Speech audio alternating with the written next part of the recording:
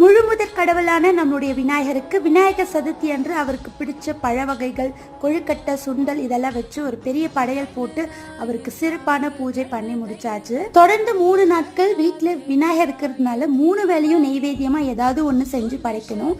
நான் நேற்றுக்கு சண்டே காலையில் எழுந்து ஃப்ரெஷ் ஆகிட்டு அவருக்கு பழைய பூ எடுத்துட்டு மல்லிகைப்பூ சாத்தி நெய்வேத்தியமாக உப்புமா தான் வச்சுருந்தேன். கடைசியாக தீப தூப ஆராதனையெல்லாம் காமிச்சு பூஜையை நிறைவு பண்ணிட்டேன். நம்ம எந்த காரியம் தொடங்கிறதுக்கு முன்னாடியோ விநாயகரை நினச்சி விளக்கேற்றி அவருக்கு ஒரு சின்ன பூஜை பண்ணிட்டு அந்த காரியத்தை தொடங்கினா நம்மளுக்கு வெற்றி நிச்சயம். நம்மளுடைய மரபு இப்போ வரைக்கும் நம்ம ஃபாலோ பண்ணிகிட்ருக்கோம்.